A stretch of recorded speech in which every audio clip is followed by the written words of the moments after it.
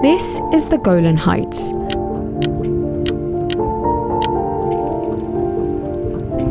A region in southwestern Syria, approximately 60 kilometers south of Damascus. It's 1,200 square kilometers, over 3 times the size of Gaza. During the 1967 war, the Golan Heights was partly captured and occupied by Israel.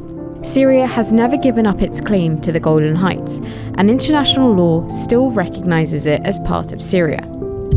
After the fall of Bashar al-Assad's 24-year rule by rebel forces, Israel has seized more Syrian territory and has announced plans to encourage the expansion of settlements in the occupied Golan Heights. On the 15th of December, the Israeli cabinet approved an $11 million plan aimed at improving services in the existing settlements and funding efforts to attract more settlers to the region, which would seek to double the Israeli population there. Currently, Israel has established over 30 settlements in the area, housing more than 25,000 Jewish Israelis. 20,000 Syrians, most of them Druze Arabs, also live in the region. It's also home to Israel's only ski resort. So why is the Golan Heights so significant? And how did we get to this point?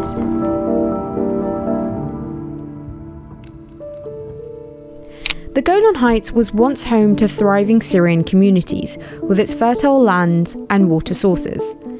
The region was integral to Ottoman Syria before passing to French control after World War I and ultimately becoming part of independent Syria in 1946. It was captured by Israel during the War of 1967 and subsequently annexed in a move never recognized by the international community. The occupation displaced tens of thousands of Syrians. Israel swiftly began establishing settlements in the area, despite international laws prohibiting the transfer of populations into occupied territories.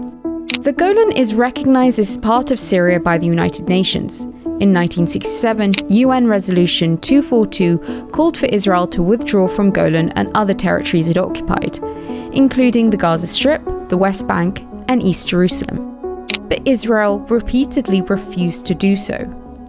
In 1973, during the Arab-Israeli War, Syria launched an offensive to reclaim the Golan Heights, but was repelled after heavy fighting.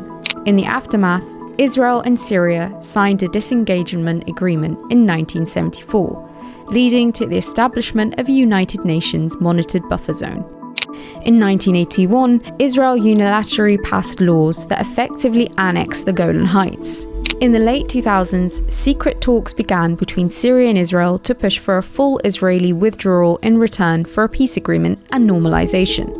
However, continuous settlement building by Israel and disputes over the withdrawal line collapsed the talks. When Israel launched a war on Gaza in 2009, talks were set back even further. The administration of President Barack Obama wanted to resume talks between Israel and Syria as a key foreign policy objective.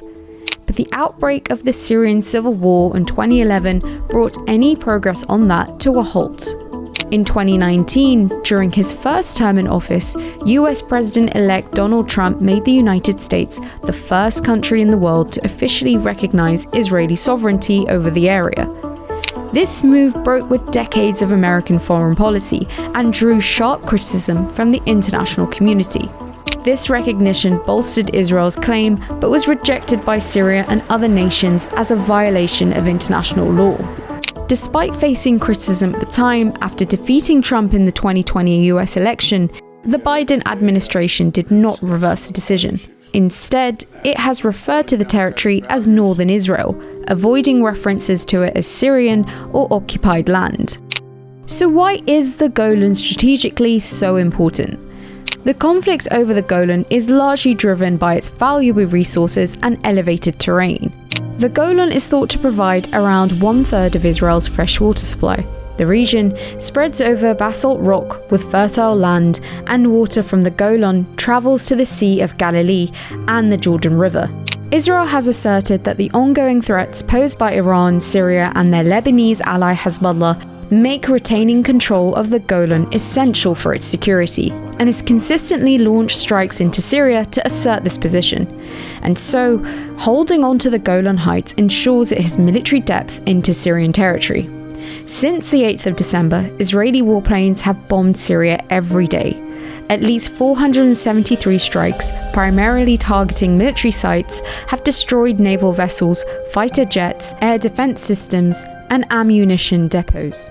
As well as seizing the UN-operated buffer zone in the occupied Golan Heights, Israeli troops have advanced deeper into Syria's Quneitra province, pushing to within 25 kilometers of Damascus. Syria's de facto new leader, Ahmed al-Shara, has said that Syria would not enter into a war with Israel. But with Israel's aggression in Syria, will Syria's new government be forced to respond eventually? And for how long will Israel continue its bombing campaign?